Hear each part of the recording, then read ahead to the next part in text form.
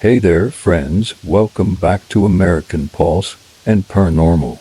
If you love creepy stories, you've come to the right place. Before we dive into tonight's eerie tale, we want to know where you're watching from. Drop a comment below and tell us what time of day it is when you're tuning in. It helps us connect with you, our amazing audience, and learn more about where you're listening from.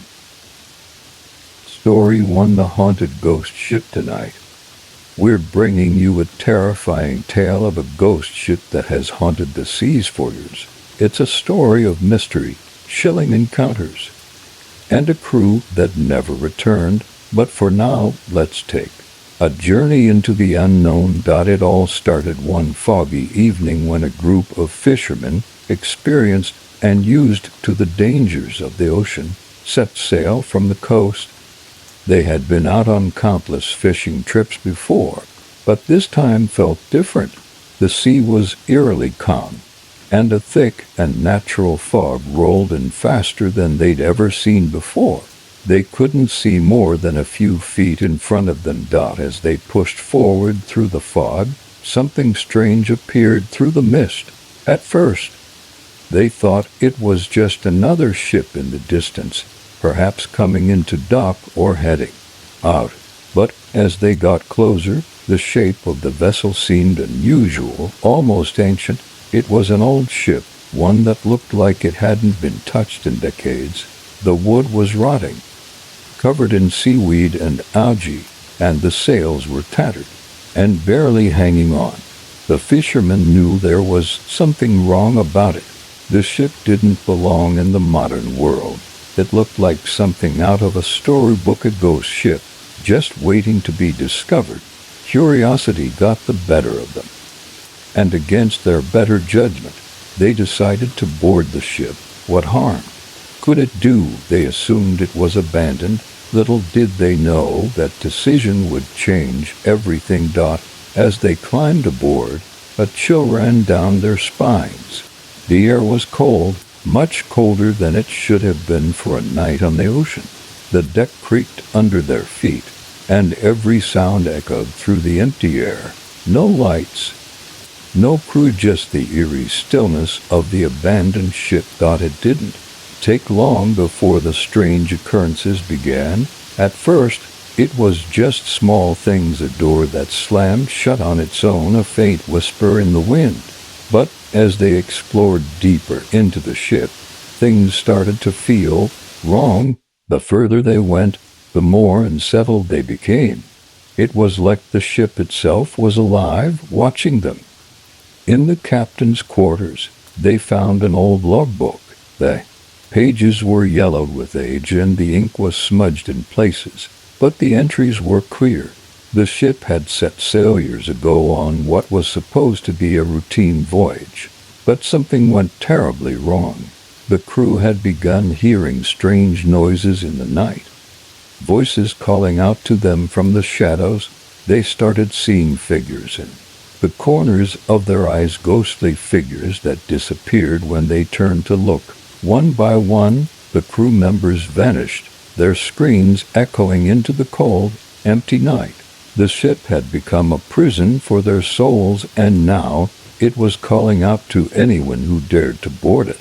The fishermen started to realize that they were not alone on the ship. They began to hear faint whispers, voices that seemed to be coming from everywhere and nowhere at the same time. It wasn't just in their heads. There was something in the air, something in the walls, something in the very fabric of the ship itself. The wind howled through the empty halls, and the fishermen realized they couldn't leave. They were trapped, just like the souls of the crew that had come before them. The ship's curse had taken hold of them, and it wasn't letting go. Suddenly, one of the fishermen, who had ventured below deck, let out a blood-curdling scream. The others rushed to find him, but when they reached the stairs leading down, all they found was a thick, oppressive darkness. It was as if the ship had swallowed him whole. Panicked, the remaining men tried to escape, but the ship wouldn't let them. The mist outside had thickened, and the ship was surrounded by a strange force field, an invisible barrier keeping them from leaving. The ghost ship was alive, and it wasn't going to let them go.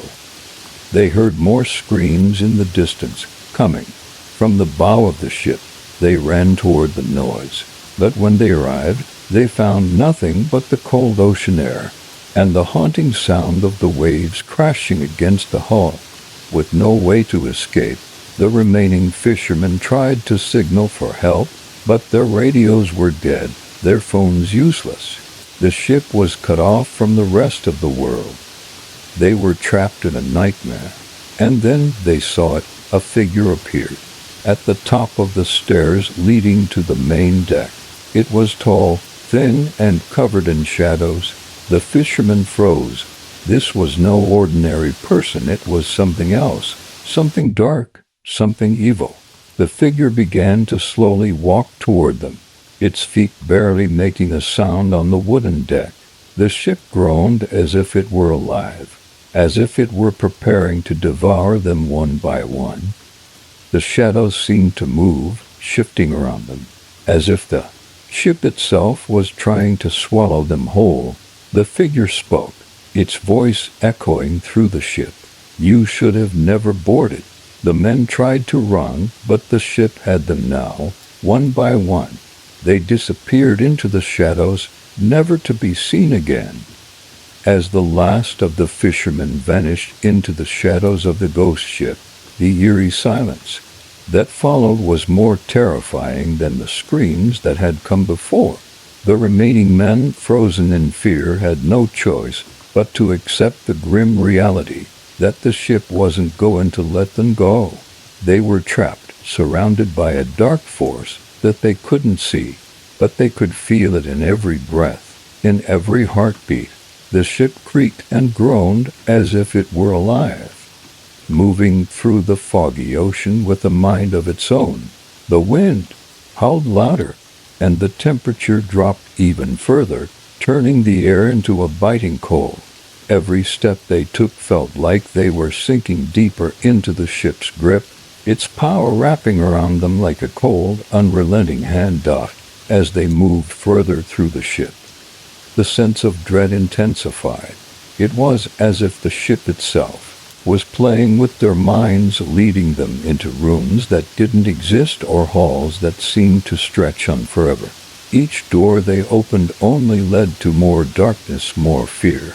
The whispers they had heard earlier grew louder and more distinct, like voices of the long-lost crew calling to them from the walls.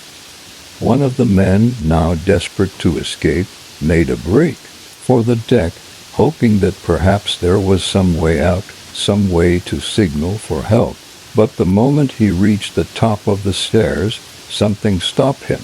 He couldn't explain it, but the air felt thick, heavy, as though he was being pulled back, like an invisible force was pushing him away from the light. He stumbled, his heart racing, but the ship seemed to be playing tricks on him. The shadows on the deck stretched unnaturally, twisting and writhing, and the whispers in the air grew louder, more frantic. He tried to scream, but no sound came out. He was alone, on the deck now, and the ship was closing in around him. The other two fishermen watched in horror from below, unable to help their friend. But then they saw a figure standing motionless at the bow of the ship.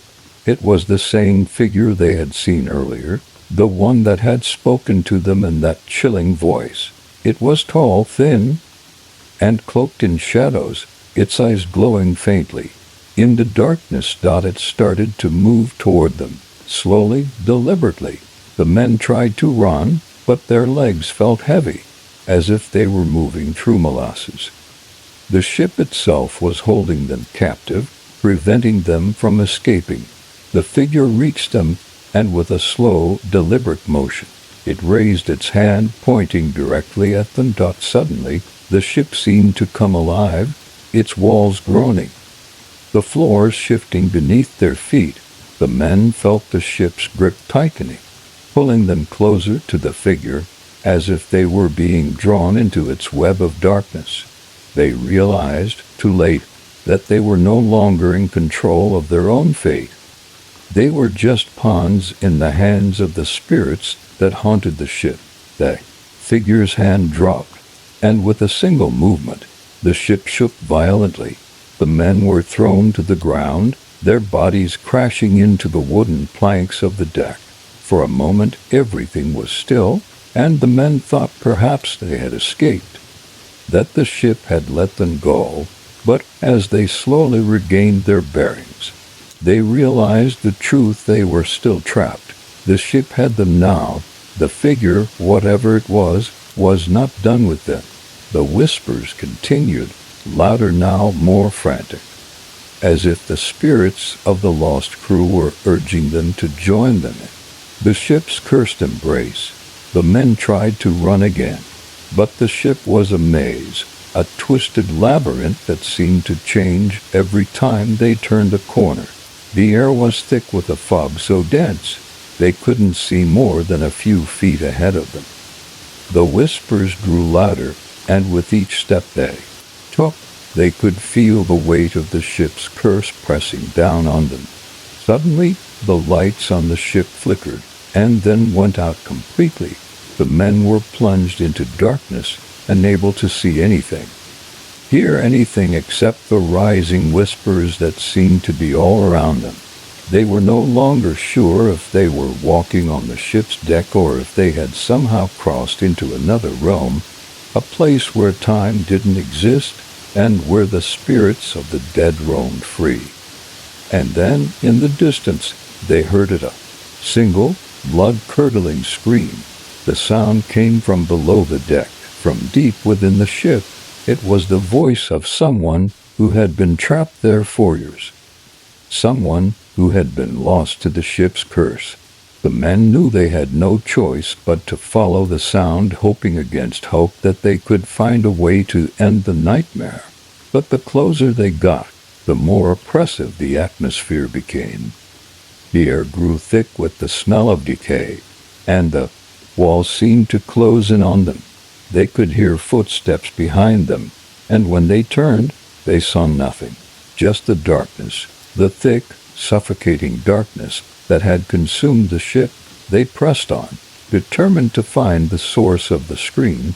As they reached the bottom of the stairs, they found a door, old and covered in rust. The door was barely hanging on its hinges, but the sound of the scream was coming from behind it. Without thinking, one of the men pushed open the door. Inside, they found what they had been searching for, a room filled with old, rotting corpses, the bodies of the long-lost crew, their eyes wide open in eternal terror, staring at nothing. The men recoiled in horror, but before they could react, the door slammed shut behind them. The room went dark. Story 2. Astor's The Abandoned Cabin in the Forest. Tonight's story is about an eerie cabin deep in the woods near a small, quiet town, a place that was once home to families, but now it stands abandoned, filled with dark secrets. The mysterious disappearances of children in the area have drawn attention to this cabin, and it seems that the place is hiding something sinister. It all started when a group of friends, curious and full of adventure, decided to explore the forest on the outskirts of their town. They had heard the stories, the ones about the old cabin that no one dared to go near. People in town whispered about it. It was said that something dark and malevolent lived in those woods, and the children who had gone missing were last seen near the cabin. The friends were skeptics, dismissing the stories as mere folklore. "It's just an old house," one of them said.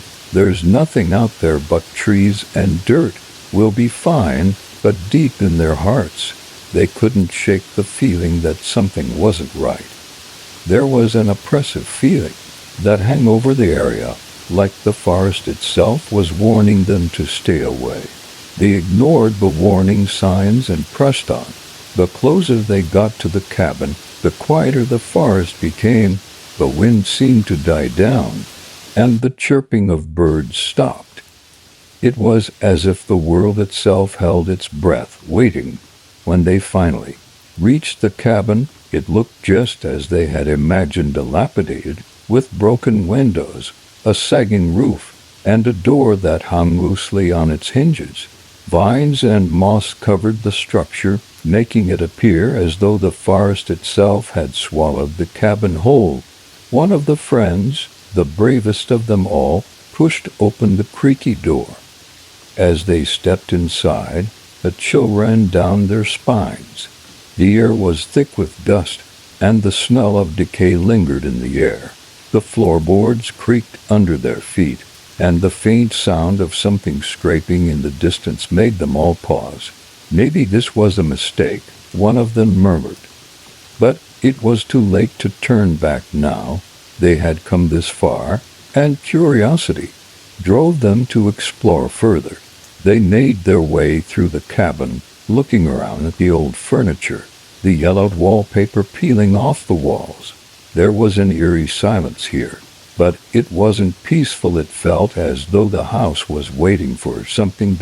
As they ventured deeper into the cabin, one of them stumbled upon a strange old book on a dusty shelf. It was bound in dark leather, and the pages were yellowed and brittle. The cover had no title, only strange symbols etched into it. The friend, without thinking, opened the book. A sudden rush of cold air swept through the room, and a deep voice echoed in their minds, "Leave this place, or suffer the consequences." The friend quickly slammed the book shut, but the damage had already been done. The atmosphere in the cabin shifted. The air became heavier, colder. The faint scraping sound they had heard earlier grew louder, closer. It was as if something or someone was moving through the walls. Suddenly, the floorboards creaked, and a door on the far side of the room slammed shut on its own. The group froze, heartbeats pounding in their chests. One of them, terrified, grabbed the door handle, but it wouldn't budge. It was as if the house itself had sealed them in. The whispers began, low, unintelligible voices, barely audible but filled with malice.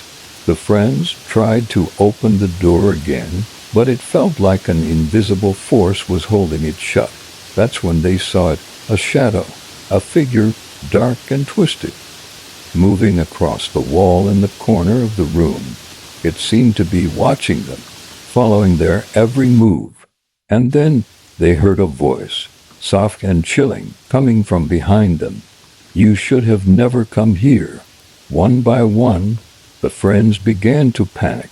They rushed toward the windows, trying to escape, but they found them all locked tight, as if the cabin didn't want them to leave. The shadow continued to follow them, growing larger, closer. The whispers grew louder, more desperate. In their frantic attempts to get out, one of the friends knocked over a broken chair, and behind it, they discovered a trapdoor in the floor. It was covered in dust and debris, but it was there.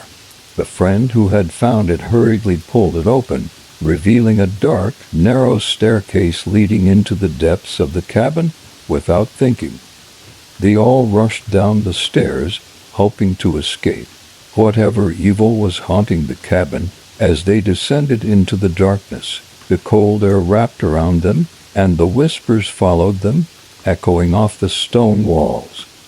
The staircase seemed to stretch on forever, leading deeper and deeper into the earth. At the bottom, they found a small stone room. In the center of the room was an old altar, covered in symbols similar to those in the book. The walls were lined with strange, ancient objects, bones, candles, and offerings. It was clear that something dark had taken place here, and it wasn't over. The air in the room was thick with a palpable evil, and the whispers were now deafening. As the friends huddled together, they realized the true horror of what they had found. The cabin wasn't just haunted, it was a place of ancient rituals, a gateway to something far worse than they had ever imagined. The spirits of the children who had disappeared were trapped here, their souls bound to the cabin, forever tormented. As they turned to leave, the trapdoor slammed shut behind them. The stairs had disappeared, and the room around them was closing in. They were no longer alone. The spirits of the lost children were there, and they were angry. The moment the trapdoor slammed shut behind them, the cabin seemed to exhale a long, drawn-out breath, like it had been waiting for them to make their mistake. The air became thick with an oppressive weight that pressed against their chests, making it harder to breathe. They tried to remain calm, but the suffocating silence around them only amplified their growing sense of dread. The whispers, once faint, were now echoing in their minds, too loud to ignore, too sinister to brush aside. The shadows in the room seemed to shift, like they were alive, moving in ways that didn't seem possible. The friends huddled together, their backs pressed against the cold stone walls, as they tried to make sense of their situation. The air was thick with the smell of decay, old earth, and something much darker. It wasn't just the cabin that felt wrong, it was the land itself, the very ground beneath them. They could feel the weight of the centuries pressing down on them, the history of something terrible that had happened here long ago. One of them, a young woman named Sarah, whispered, "We need to get out. This place isn't just haunted. It's alive." But just as she spoke, the temperature dropped sharply, and the walls seemed to close in around them. The stones groaned, and the sound was like a deep, sorrowful cry, as if the very bones of the cabin were mourning something lost. Suddenly, the shadows in the corners of the room began to stir, moving with an unnatural fluidity. One of the friends, Mark, tried to approach the shadows, but he was stopped by a force he couldn't see, something invisible that held him back. His hand reached out, but the air felt thick, as if it were resisting him, pushing him away. The room felt smaller now, the walls pressing in with every breath. "Is this really happening?" Another friend, John, gasped. His voice was shaky, and his eyes darted nervously around the room. They could all hear it now. The whispers had turned into something far more terrifying. They weren't just voices in their heads anymore.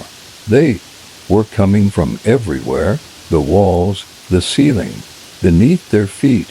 It was as if the house itself was speaking to them, its voice filled with malice. "You should have never come here." The whispers coiled around their thoughts, echoing louder and louder, pressing in on them.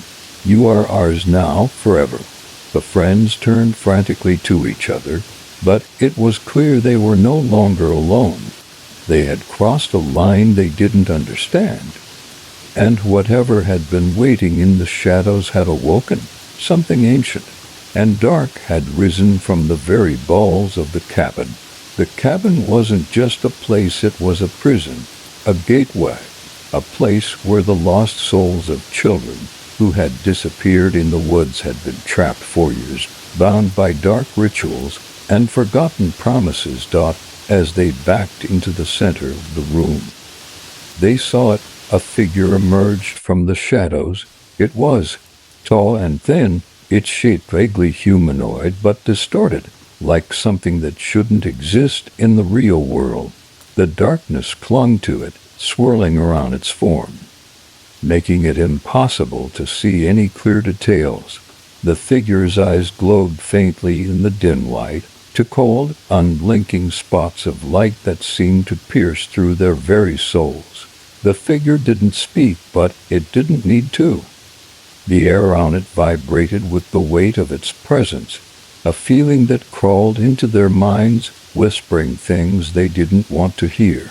The figure's gaze locked onto Sarah, and she felt a chill wash over her. It was as if the figure could see inside her, stripping away every protective layer and exposing her deepest fears. "We've made a mistake," Sarah whispered, her voice trembling. "We need to leave now." But as she turned to run, she realized the door was gone. The doorway that had once led them into the cabin had disappeared, replaced by a wall of solid stone. The room had shifted. The layout completely changed. The stairs that had once led them up were now nothing but smooth stone with no trace of the original cabin structure. Panic set in. The walls seemed to be closing in, and every breath felt harder to take. The whispers intensified, becoming a cacophony of voices, all of them pleading with her, urging her to stay. The shadows grew larger, their forms moving, twisting, and contorting as if they were feeding off her fear. The figure raised its hand slowly, deliberately, and pointed directly at Sarah. The moment it did, the shadows surged forward, stretching out and wrapping themselves around her. She screamed, but no sound escaped her mouth. It was as if the shadows were swallowing the sound, swallowing her very essence. The others rushed to help, but they too were caught in the grip of the shadows. It was as though the house itself had reached out and seized them, holding them in place. They could feel the cold, damp fingers of the darkness wrapping around their limbs, pulling them closer to the center of the room. As Sarah's body was pulled toward the figure, she could feel the weight of the ancient curse that had been placed upon this place. The children who had disappeared here long ago were trapped, their souls forever bound to the cabin, and now they were going to join them. They would become part of the darkness, lost to the world forever. The figure spoke, its voice not heard, but felt in the very core of their beings. "You are no different from them. You will join the others, lost in the darkness, trapped here for eternity." The shadows began to consume them, pulling them deeper into the void that had opened before them. There was no escape. The walls closed in around them, the air thick with an ancient evil, and they were swallowed whole by the darkness. They had become part of the house, part of the curse, forever trapped within the walls of the abandoned cabin. As the last of them disappeared into the shadows, the cabin fell silent once again. The whispers faded, and the figure retreated back into the darkness, its eyes the only things left visible in the now quiet room. The cabin had claimed its latest victims, and the curse would remain, waiting for the next group of unsuspecting souls to enter its walls. Story 3. The Vanishing Village, a spine-chilling story about a man who was just trying to do his job, only to end up at a place that seemed to have vanished off the map, a village lost to time, shrouded in mystery. It's the tale of the vanishing village. Our story begins with Alex, a recent graduate in surveying engineering from a university in California. After completing his degree, he landed a job with a surveying company based in a remote area of the state. The company had offered him a position that promised great experience, albeit far from his hometown. Alex, eager to start his career and make a name for himself, accepted the job offer without hesitation. On his first day at work, Alex was assigned a task that required him to map out a piece of land located near the outskirts of a small, uncharted village. His supervisor, a grizzled veteran in the field, handed him the coordinates and a brief description. "Head down Route 42, past the forest, and you'll find the place," his boss said. "It's a quiet little area, nothing fancy. Just make sure you get the land surveyed accurately for future development." Alex had no reason to question the instructions. After all, he was new to the area, and the thought of getting lost didn't even cross his mind. He set out in his truck, following the directions on his GPS. The drive started smoothly, with the open road ahead of him, and the sounds of nature filling the air as he drove farther from the city. The familiar suburban sprawl gave way to more rugged terrain with thick forests on either side of the road. The further he went, the quieter it became, until he realized that there were no other cars on the road. It was a peaceful drive, almost too peaceful, and the trees grew denser with each mile. At one point, the GPS signaled a turn onto a gravel road. The sign for the village wasn't visible, but Alex assumed it was just a small, unnamed town. He took the turn and continued down the winding path. The road started to narrow, and the forest pressed in on both sides, making it feel like he was driving through a tunnel of trees. Hours passed, and Alex began to grow frustrated. The coordinates he had were clear, but there was no sign of a village. His phone signal had been weak for some time, and now it had completely dropped. He tried calling his supervisor to clarify the directions, but there was no answer. Checked the map again, only to realize that he had veered off the marked path. Somehow, he had taken a wrong turn, and the village he was supposed to survey was nowhere in sight. As Alex continued down the winding road, he came across a sign that he hadn't seen before. "Welcome to Hollow Creek." He felt a wave of relief and confusion wash over him. This wasn't the village he was looking for, but there it was in front of him, Hollow Creek, a name he had never heard of, a place that wasn't on any map he had looked at. The sign was old, faded, as if it hadn't been maintained in years. Curiosity got the best of him. Maybe this was the village he was supposed to survey, just with a different name. He parked his truck by the side of the road and got out, looking around. The town was eerily quiet, with not a soul in sight. The houses looked dilapidated, abandoned, as if no one had lived there for decades. He decided to explore. He walked down the empty street, past houses that were clearly old but still standing. The windows were boarded up, and the paint on the doors was peeling. There was a strange stillness in the air, like time had stopped. It was the kind of place you'd expect to see in a movie about ghost towns, not a real living community. He paused in front of a large, decrepit church at the end of the road. The windows were broken, and the door was hanging off its hinges. Beside it, an old cemetery lay under a blanket of overgrown weeds. The gravestones were weathered, some leaning to the side, others sunken into the ground. But what made Alex's blood run cold was that there were no names on the stones, only dates that seemed to stretch across a century.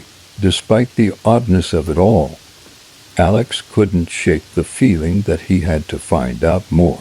He was here now, and no one else was around. The mystery of the village, of the cemetery, and of the strange lack of records gnawed at him.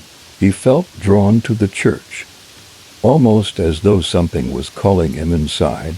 But as he approached the entrance, the temperature dropped, and the hairs on the back of his neck stood on end.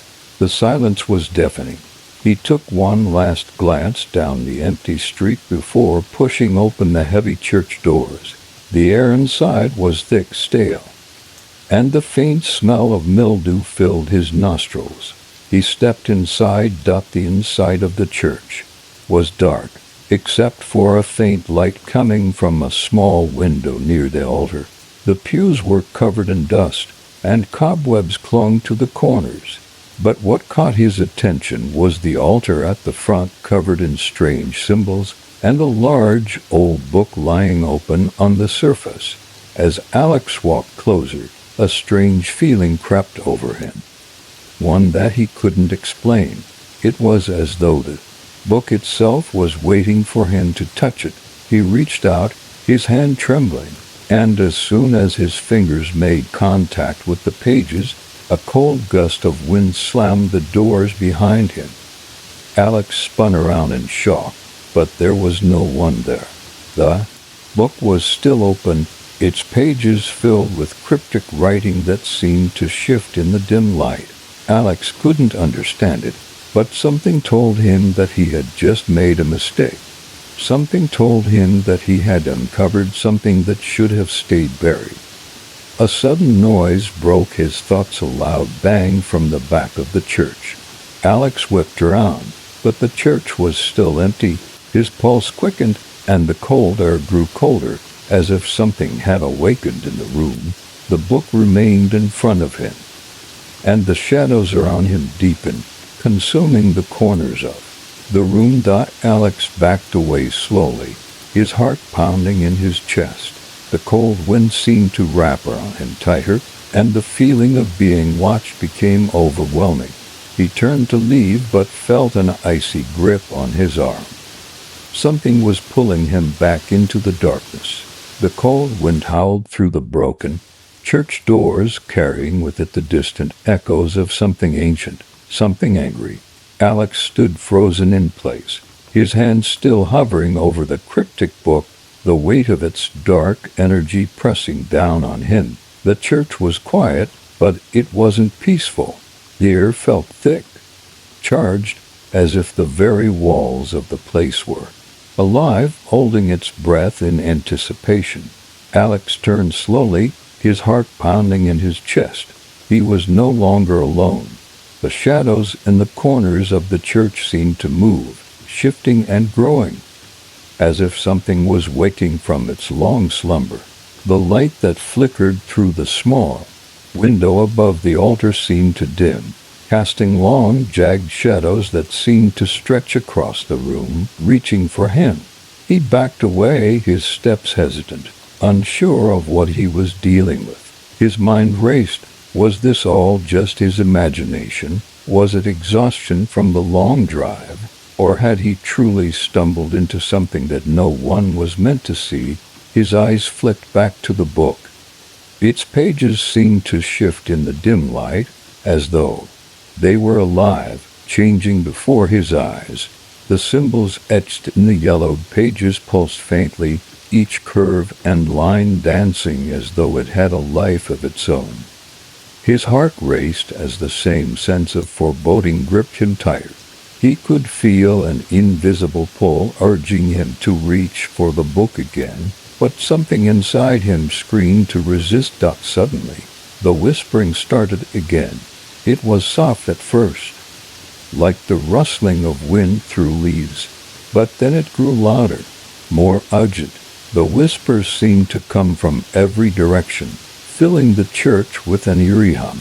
Alex spun around, trying to find the source, but the room remained empty, save for the shadows that seemed to move on their own. "Leave this place," a voice echoed softly from the darkness behind him. Alex's breath caught in his throat. He had heard it again, clearer this time. It was a voice, human, but distorted, as though someone or something was speaking directly into his mind. The hair on the back of his neck stood on end. He slowly turned toward the altar, the pull of the book still undeniable. He didn't know why, but he felt as though it was calling to him, its power irresistible.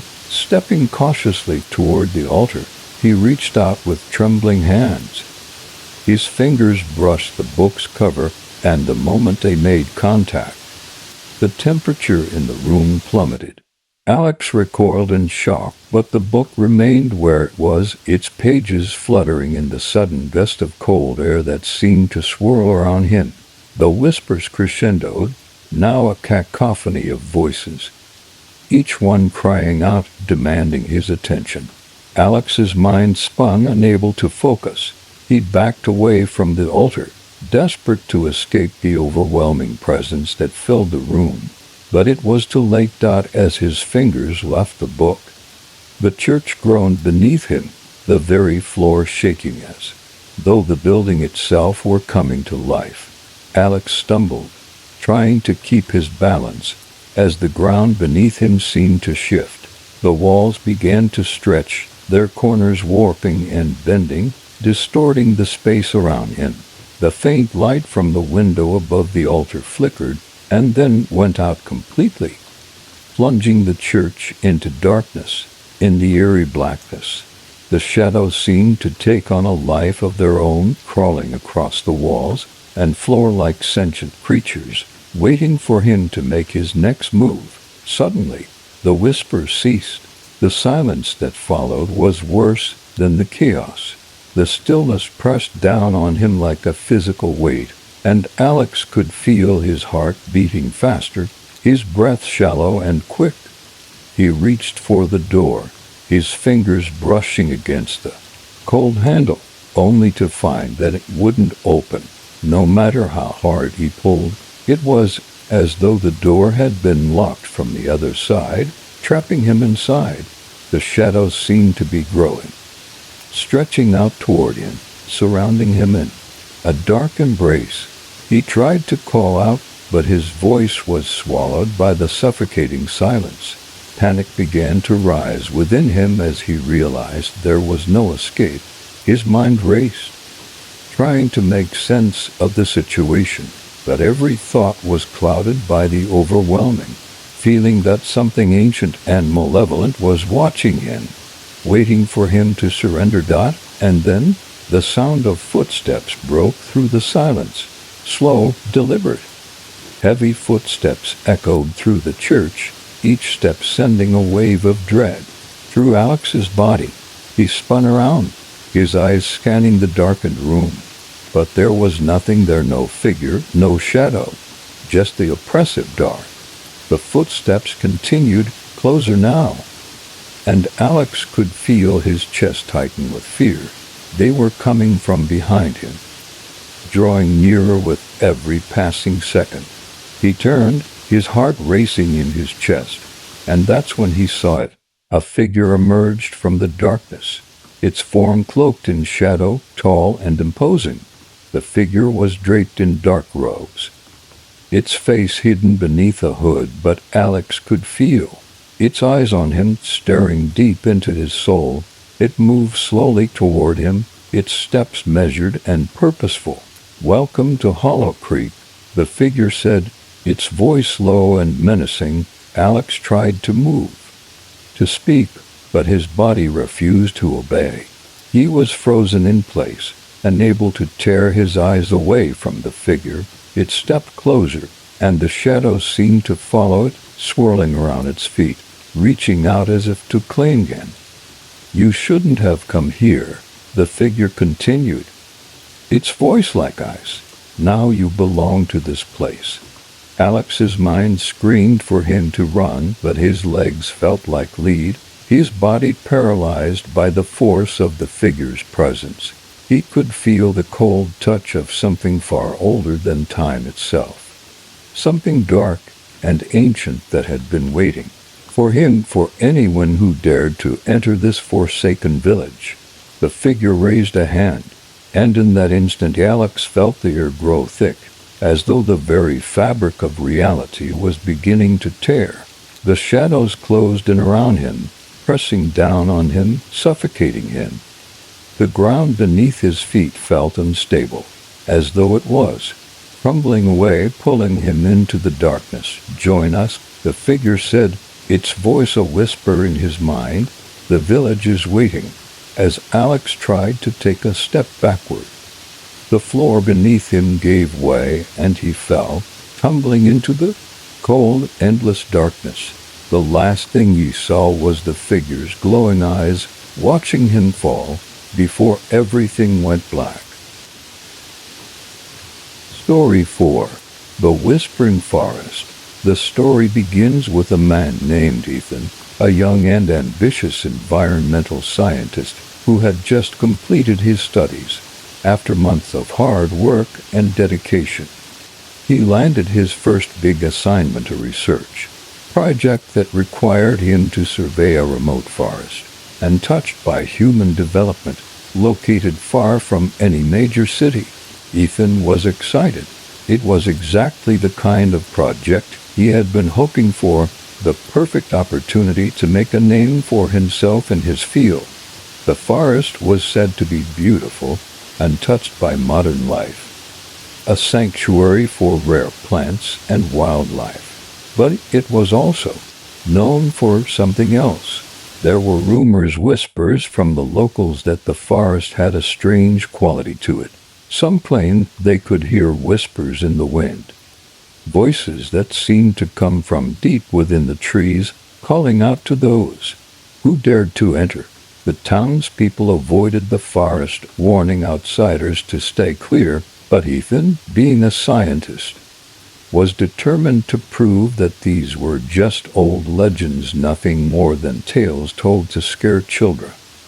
And he drove for hours, the quiet hum of his car the only sound as the miles passed. The landscape outside his window changed from the bustling life of the city to the peaceful, almost eerie calm of the countryside. The road eventually turned into a narrow path that led deep into the heart of the forest. Ethan felt a rush of excitement as he parked his car near the forest's edge and gathered his equipment. The air was cooler here, the trees taller, their branches creating a canopy that blocked out most of the sun, casting everything in a soft, greenish light. As Ethan ventured further into the forest, the quiet of the world seemed to wrap around him, the sounds of wildlife all around. But there was something odd about the stillness. It wasn't peaceful. It was as if the forest was holding its breath, waiting for something to happen. Ethan tried to shake off the unease that crept into his mind. He reminded himself that this was just a forest, just like any other. He focused on his task, gathering samples, taking notes, measuring the environment. But the longer he stayed, the stranger the atmosphere became. It was subtle at first, rustling in the leaves when there was no wind, a flicker of movement from the corner of his eye. But when he turned to look, there was nothing there. As the day wore on, Ethan found himself walking deeper into the forest. He had always loved nature, always felt a connection to it, but today something felt different. He couldn't shake the feeling that he was being watched. The trees loomed over him, casting long, twisted shadows across the path. He was just about to take another sample from a nearby plant when he heard it, soft at first, like the wind through the branches. But then it became clearer, a whisper. Ethan stopped in his tracks, his heart racing. He turned around, half expecting to see someone behind him, but there was no one, just the trees and the shadows. "Who's there?" he called out, but his voice was swallowed by the vast silence around him. He took a deep breath, his mind racing. It was just the wind. The forest played tricks on the mind, especially when you were alone for too long. But the whispering came again, clearer this time, like a voice that was trying to get his attention.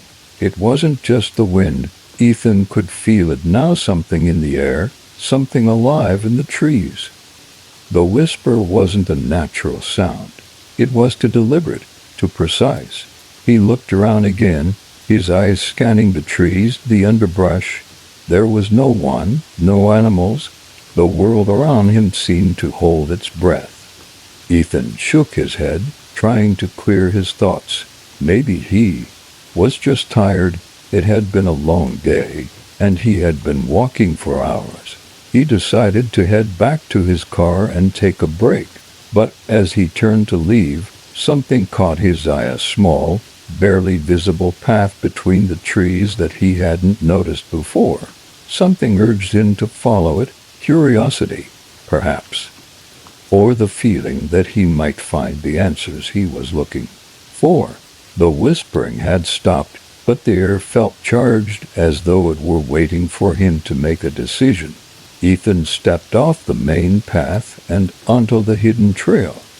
his steps quiet on the soft earth. The path seemed to lead deeper into the forest, the trees thickening around him, blocking out the light. The deeper he went, the more the whispers returned, so faint at first, but growing louder with every step. It was as if the forest was speaking to him, urging him to continue. The path opened up into a small clearing, and in the center stood an ancient oak tree. It was massive, its trunk twisted and gnarled, its branches reaching toward the sky like skeletal fingers. The whispers seemed to emanate from the tree itself, the voices soft and soothing, like they were calling him home. Ethan stepped closer to the tree, his breath shallow as he approached its massive roots. There, at the base of the tree, he saw something, a small stone covered in moss, with strange markings carved into it. As he crouched down to examine it, he felt a sudden warmth wash over him, a strange comfort. The whispers grew softer, almost like a lullaby, as if the forest itself was welcoming him. And then, in that moment, the whispers stopped. Ethan stood up, his heart still racing, but now there was a sense of calm that he hadn't felt before. He looked around the clearing, and for the first time, he realized that the forest no longer felt ominous. It felt alive, but in a peaceful way, as though it was full of secrets that were meant to be kept hidden. He took one last look at the stone and the tree, feeling a deep sense of connection to the place. The air was thick with life, and he knew, deep down, that he had just discovered something ancient, something sacred. With a smile, Ethan turned to leave the clearing. The path back seemed brighter now, as if the forest itself was guiding him. The whispering had stopped, but the sense of peace remained. He felt lighter, as though the weight of the world had been lifted from his shoulders. As he made his way back to his car, the setting sun broke through the trees, casting a warm, golden light on the path. The shadows had receded, and the forest felt welcoming once more. Ethan knew that he would come back, that he would return to the forest, and this time he wouldn't be alone. The forest had accepted him. And for the first time in a long while, Ethan felt truly at peace. The golden light from the stone continued to glow as Ethan stood in the clearing, his heart racing from the sheer energy of the moment. The whispers had grown into a chorus, but they weren't overwhelming. They were comforting, as if the forest was welcoming him into its fold. The air around him seemed to thrum with life, a soft hum that reverberated through the ground, the trees, and even his bones. Ethan felt connected to everything around him, as though he were a part of the forest, and the forest was a part of him. For a moment, he closed his eyes, allowing himself to absorb the sensation, to truly feel the ancient power that pulsed through the earth. The trials were still ahead, but for now, he was content to simply stand in the presence of something so pure, so full of life. He had come here looking for answers, for knowledge, but he realized that the answers were already inside him. The forest had already begun its work, planting seeds of wisdom that he would need in the coming days. As he stood in the clearing, he became aware of the figure again. Its form just a shadow at the edge of his vision. It was still there, watching him, waiting for him to take the next step. "Are you ready?" the figure asked, its voice soft but carrying the weight of authority. Ethan turned to face it, his heart now calm and steady. He nodded slowly. "Yes, I think I am." The figure stepped forward, emerging from the shadows like a wisp of smoke. As it did, Ethan could see its face more clearly. It wasn't human, but it wasn't entirely alien either. Its features were soft, ethereal, with eyes that glowed faintly in the dim light. The figure was more than just a guardian. It was a representation of the forest itself, ancient and wise. The figure looked at Ethan, its expression one of deep understanding. You are ready for the trials. The forest has chosen you because you are connected to its spirit, but you must face the challenges that lie ahead. Ethan took a deep breath. I'm ready. The figure nodded and raised its hand toward the sky. A sudden gust of wind swept through the clearing, rustling the leaves and sending a shiver down Ethan's spine. The trees around him seemed to come alive, their branches swaying in unison as if they were beckoning him forward. The trials will not be easy, the figure continued, its voice steady. But they are not meant to break you. They are meant to guide you, to help you unlock your full potential. You will face your fears, your doubts, and your greatest challenges. But if you overcome them, you will be one with the forest. Ethan nodded slowly, feeling the weight of the figure's words settle into his chest. The trials weren't just tests of strength, they were tests of spirit, tests of character. And he had come here to find something greater than himself. Wasn't just a scientist anymore. He was a part of something far bigger than he had ever imagined. The figure gestured for Ethan to follow, and together they began to walk deeper into the forest. The trees seemed to open up before them, parting, to reveal a hidden path. Air grew cooler as they ventured further, the whispers of the forest growing louder, more intense, as if the trees themselves were speaking directly to Ethan.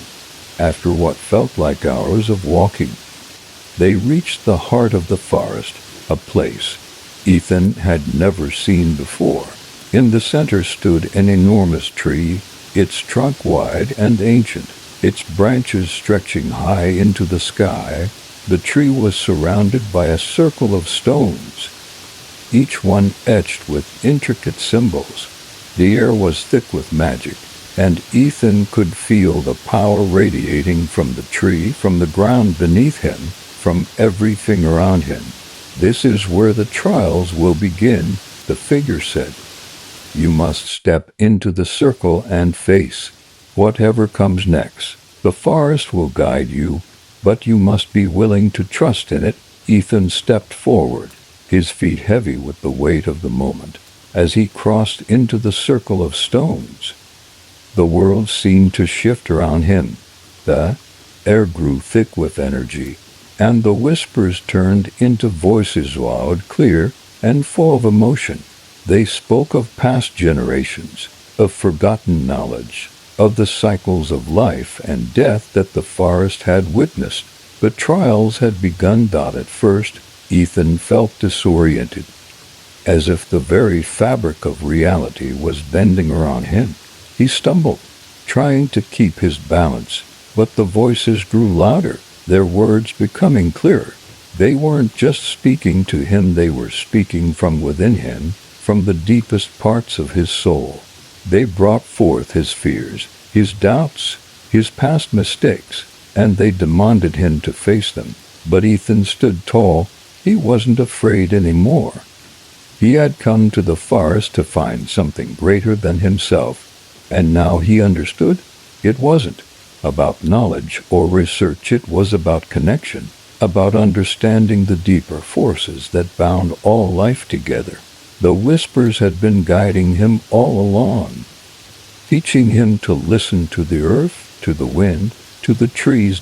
With a deep breath, Ethan closed his eyes and let the whispers wash over him. He embraced the trials, knowing that he was ready. The voices of the forest faded, and when he opened his eyes again, he felt different, stronger, more centered. He had passed the trials. The figure stood before him, watching him with approval. You have done it, Ethan. You are now one with the forest. Ethan felt a rush of peace settle over him. He had found his place in the world. He wasn't just a man of science anymore.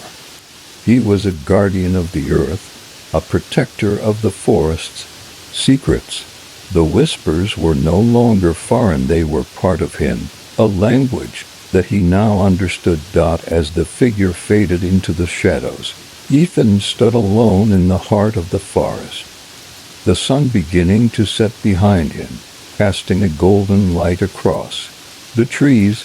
He knew that his journey had only just begun.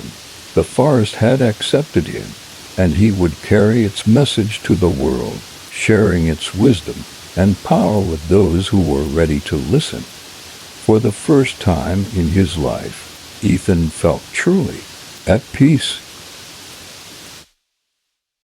Story 5. The Haunted Lighthouse. This story begins with a man named Daniel, a young, ambitious journalist who had recently joined a small, independent newspaper. His work was filled with the kind of stories that seemed trivial: local politics, community events, but Daniel dreamed of writing something more, something that would get him noticed, something that would put him on the map. One evening, as he was flipping through old files in the newspaper's dusty archives, he stumbled upon an article about an old lighthouse located on the outskirts of a small coastal town. The lighthouse had been abandoned for decades after a mysterious fire had consumed the top floors, leaving it as a shell of its former self. There were rumors that the lighthouse was haunted, that people who had ventured near it never came back, and that the spirits of the lost souls roamed its decaying halls. Intrigued by the story, Daniel decided to investigate. It was the kind of mystery that could make for the perfect headline: a story about a haunted lighthouse, lost souls, and the unsolved fire that had destroyed it. He packed his things and drove to the town the very next weekend, eager to uncover the truth. When he arrived, the town was quiet to quiet. The streets were empty, and the air felt thick with tension, as though something was hanging in the balance. He made his way to the local diner to ask around, hoping someone might have more information. The place was small, with a few elderly patrons sitting at the counter sipping their coffee in silence. Daniel approached the counter and struck up a conversation with the waitress, an older woman with a worn face but kind eyes. "I'm looking for the lighthouse," Daniel said. "I'd like to learn more about it. I'm doing a story on it." The woman's face changed in an instant. Her expression grew dark, and she leaned in closer.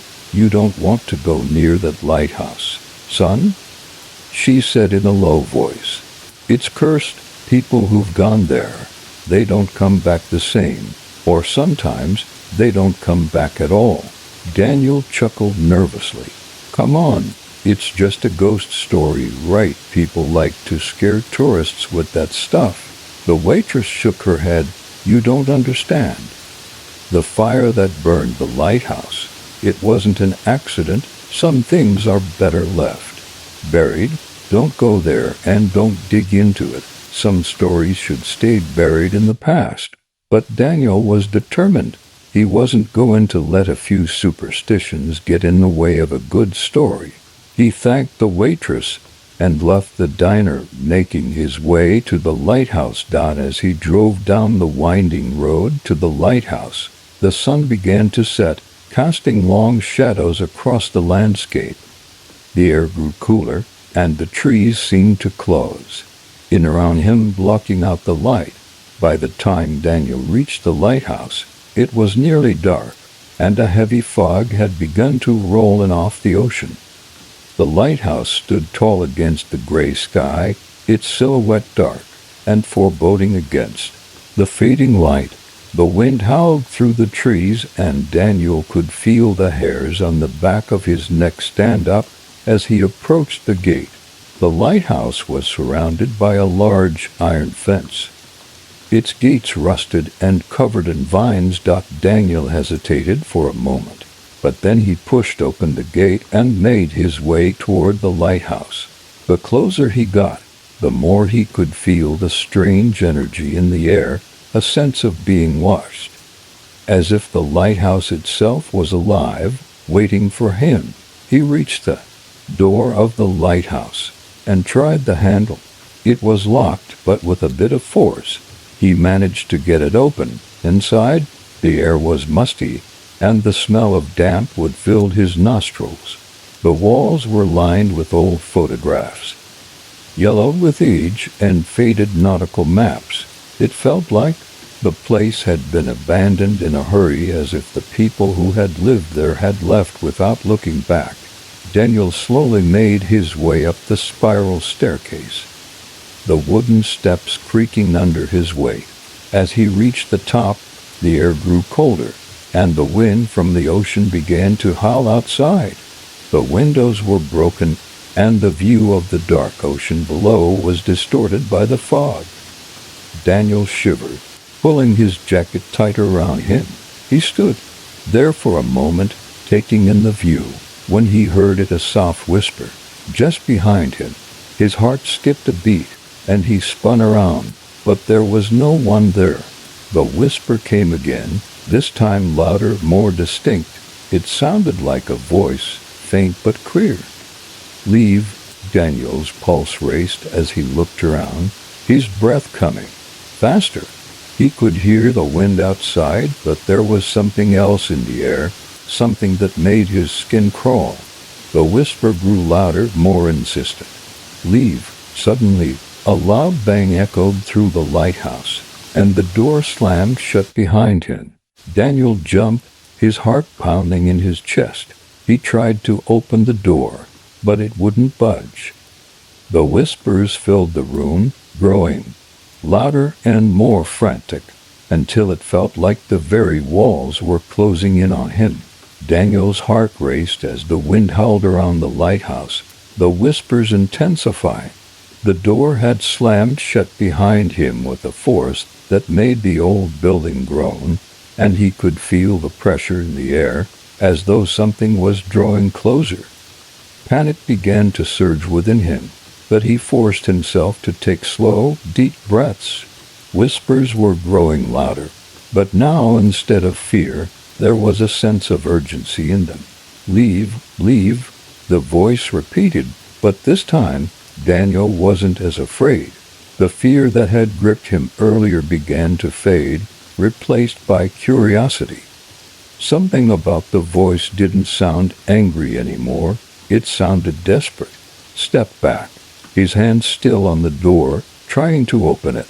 It remained locked, but the sound of the wind outside began to change, becoming more rhythmic, like the ocean waves crashing against the rocks. Daniel's eyes darted around the dimly lit room, and that's when he saw at the photograph. It was an old picture of the lighthouse, but unlike the others that had been hanging crookedly on the walls, this one was perfectly centered. In the photo, the lighthouse looked much younger, its bright beam cutting through a starry night.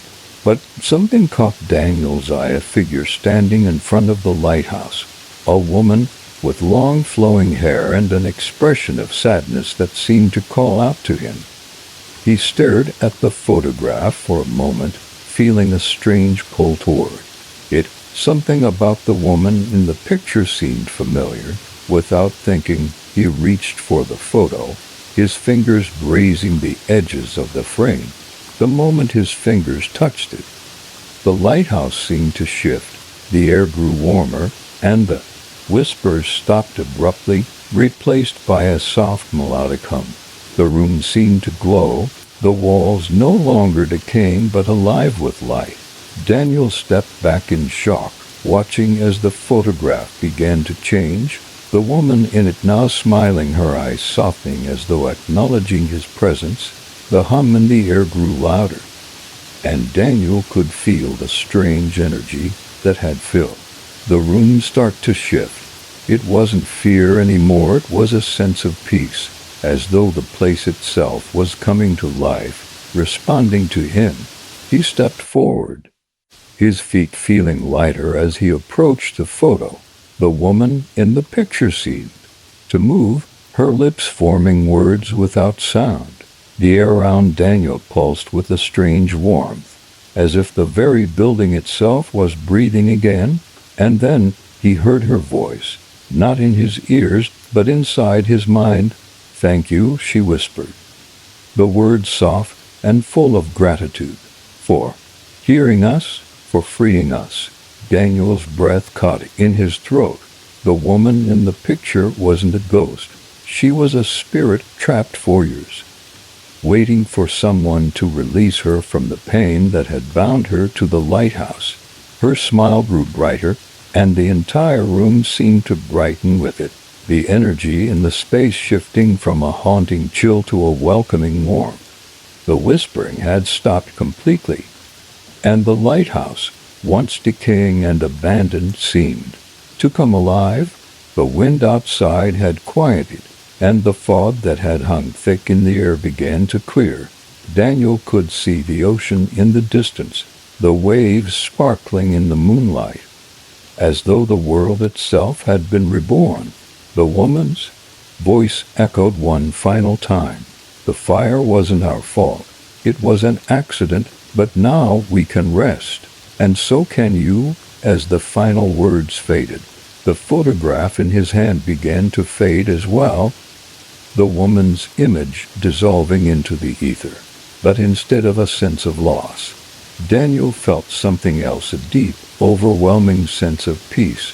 The door to the lighthouse opened on its own, the rusted hinges creaking as the cool night air flooded it. The fog had lifted entirely, and the path back to town now looked clear, bathed in the soft glow of the moonlight. It was as if the lighthouse, its spirits, and the very land around it had been freed from its painful past. Daniel stood there for a moment, staring out into the night, the sound of the ocean waves now calming, the lighthouse no longer a place of fear but a sanctuary. He smiled to himself, a sense of fulfillment washing over him.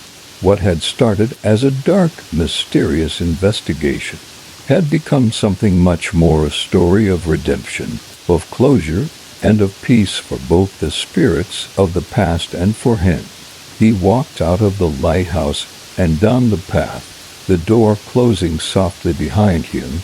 For the first time, the lighthouse felt like a home, no longer haunted but a place where the spirits had found rest. And the land had healed. Daniel knew this wasn't the end of his story, but the beginning of a new chapter. The spirits had been freed, the mystery unraveled, and the lighthouse was no longer a place of fear, but of peace. And peace meant something far greater than any headline.